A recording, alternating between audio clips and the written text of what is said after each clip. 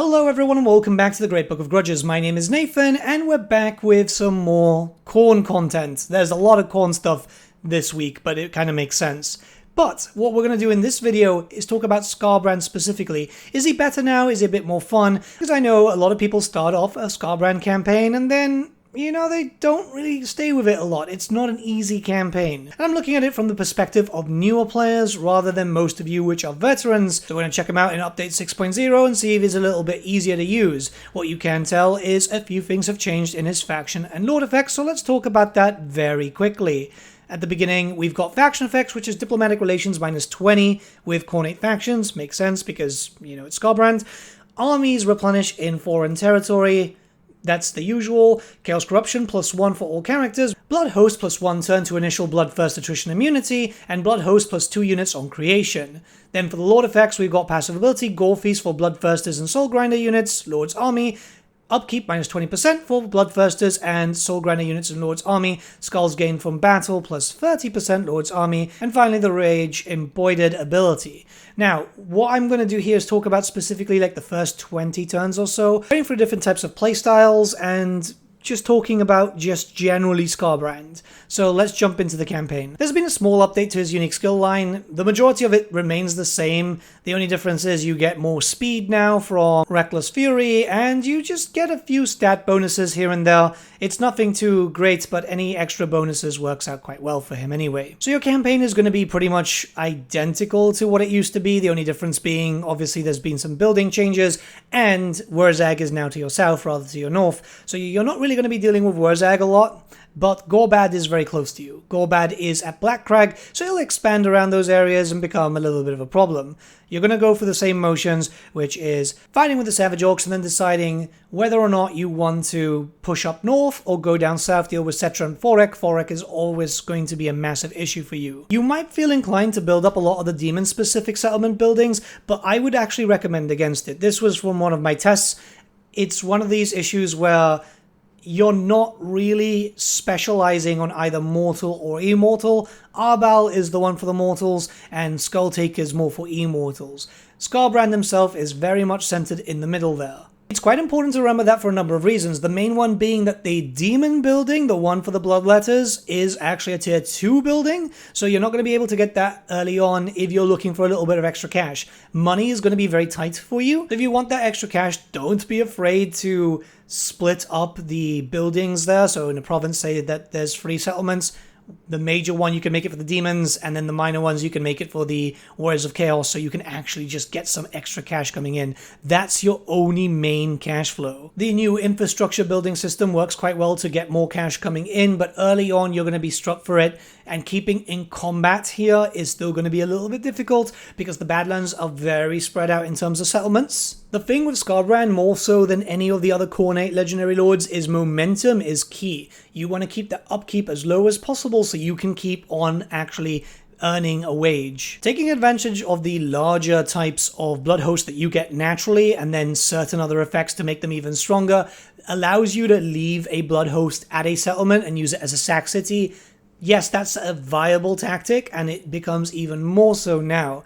So I've been able to get a really good amount of cash over here, and it's only turn 7, while still upgrading my settlements and trying to build them up as much as I can. It means having to remember that, which can be a bit annoying, but at the end of the day, it's a viable strategy. Keeping aggressive with the new bloodletting system is going to allow you to get some armies up, and quite cheaply. But if you start slowing down, they're going to get expensive again until you can start getting some skills and items which are going to reduce that.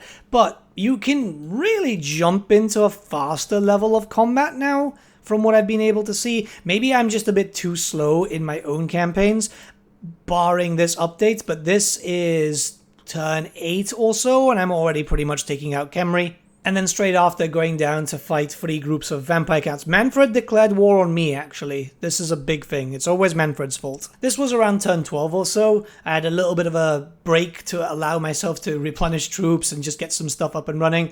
But yeah, you are feeling that more intense campaign with Skarbrand than you would with even Skulltaker or Arbal, to be honest. This one's going to be as intense as it's always been. The kind of old tactic, pushing up into the Badlands and trying to go into the Empire early into your campaign, does not work too well. That's something that I've noticed becomes less viable. I've been trying out the same 25 turns of this campaign about 9 times just to kind of see what things were happening. You're going to be finding a roadblock there with Gorbad. Queek is then going to declare on you. If you don't really push up, if you just take the barrier idols and then start working your way down and then straight into maybe Araby or whatever, it's going to be better off, because that means that you can take out Manfred, Cetra, and then focus on Forek early on. Those are going to be your problems. But about turn 14 coming in here with, 40,000 cash, a decent army there with Skarbrand, the second army being built up, and a blood host supporting Skarbrand. Cetra's dead, the vampires are pretty much dying, and I'm going to be using that second army to prepare myself for Forek. It's definitely better. It feels like you've got a lot more coming in for you. Bloodletting is so easy to kind of get up and running now, so I can get down to 44 upkeep on Bloodletters, the standard ones, and that is after a few skill points too, reductions for upkeep and the Renowned and Feared one too. The generic fixes for Khorne have made Skarbrand feel a lot better, and it's something that you're probably not going to play as much as, say, Arbal or Skulltaker, and the big reason for that is, well, the campaign is very hectic, and that's very important to note. Skarbrand also gets shafted with the fact that he doesn't really have anything unique about him. He didn't get, like, the Kugaf treatment, unfortunately. Like, he's fun, but he's not great. I think that's probably the best way to explain it. He's definitely a lot better. Before, he was, like, a 2 out of 10 in terms of, like, playability, at least from my ranking. He's now a good 5 or 6. If Grave Assembly want to do something better for Skarbrand, it's give him something unique. Either allow him to be able to use skulls to refresh Unholy Manifestations, which I think would work a lot better, because that way you could just get Eternal War running up and down a lot more. Or maybe give him like a stripped down version of the Taurox mechanic, because he needs more momentum going, and I think that's a massive issue when you're there in the Badlands when everything's so spread out, which I feel is kind of noticeable. I've been playing with Skarbrand now for a good few hours, just restarting constantly after about 30 turns or so, just to get the loop going. It's better. It would be nicer if just a little bit came in just to fix up any glaring issues. It's a good thing though, in a way, because this has been the only thing that's been kind of disappointing regarding Update 6.0. The rest of the update's been grand so far. I just feel like Skarbrand could have gotten a bit of love from Creative Assembly, because he was a launch faction, and Kugaf had such a great update. Even though it was just a really small update, it's just like a super plague, but it actually made him a lot more fun. So small kind of things like that, maybe in a future patch, would definitely make Skarbrand a lot more nicer in the public eye. But yeah, let me know what you guys think in the comments below. Let's start a bit of a discussion. I'll be live on twitch.tv/thegreatbookofgrudges. If you want to pop by, say hi. I don't know what I'll be streaming today, mostly because I'm recording these in advance. But yeah, I mean, just one negative point so far from every video I've thrown out so far. It's good. Well, see you guys.